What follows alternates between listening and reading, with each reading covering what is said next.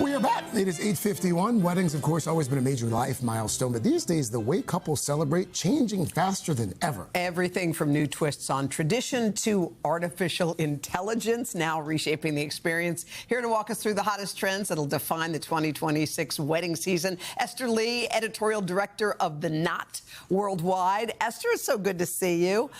People are spending money on weddings. That has not changed, right? Aren't the numbers pretty astonishing? Yeah, absolutely. We are finding that weddings are extremely resilient. Yeah. Last year in the U.S. alone, more than 2 million couples got married, resulting in $100 billion in spend. Wait, what? Yes. And so what this looks like, see, these are all averages, but what I do want to say about these numbers is that overall, couples are hiring the 13 vendors that are required to execute a wedding. There are 13 vendors required? 13 vendors, correct. It's your wedding dream team. And we understand that weddings, this whole landscape can be a little bit overwhelming, and that's where The Knot comes in.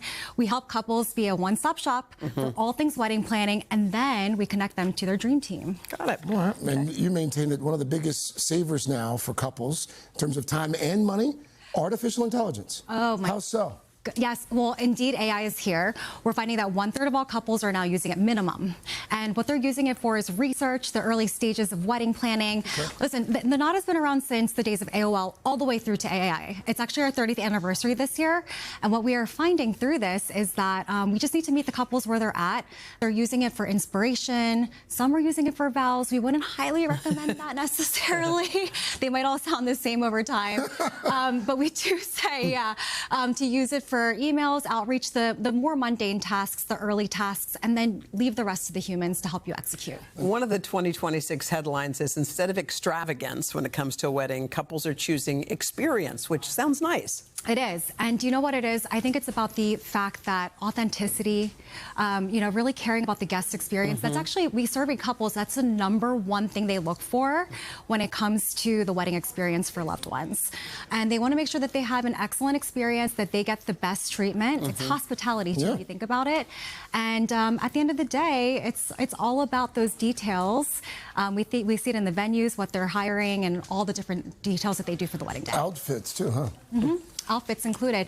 It's called aesthetics, wedding aesthetics. Have you heard of this term before? No. Okay, so they're called aesthetic dress codes. Basically, guests are also now becoming part of the decor, which is kind of Wait, what does that mean? Okay, so let's say that you have a garden party wedding. You have a very specific color palette to your guests, and it sort of just blends in beautifully with the wedding day photography, too. Oh, so you tell them what to wear?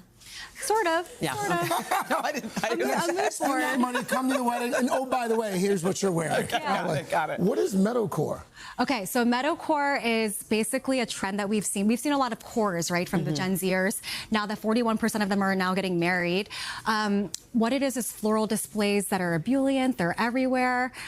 They have it around the cakes. So all of these florals around the cakes. It's this idea that it's wild, it's authentic, it's beautiful. You mentioned Gen Z. I mean, that's the largest part of the wedding market right now. What are you seeing in terms of them versus previous generations in terms of how they're executing? Okay, well, indeed, Gen Z has entered the chat. We're going to acknowledge it. We're here now.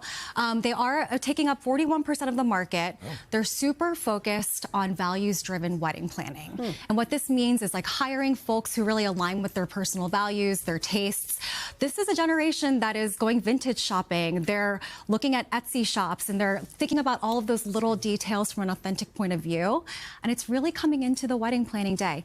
One more note on Gen Z, by the way. They are actually taking action before they get engaged. What do you mean?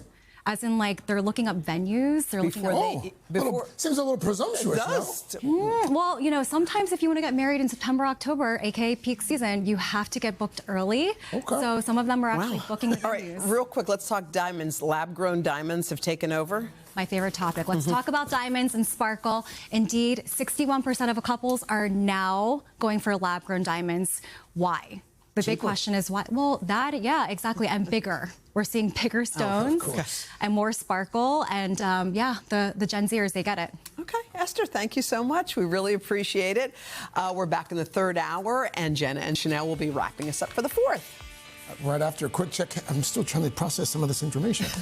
Hey, thanks for watching. And don't forget, you can catch the Today Show every morning on NBC or take Today when you're on the go. Just follow the Today podcast on Apple Podcasts, Spotify, or wherever you listen.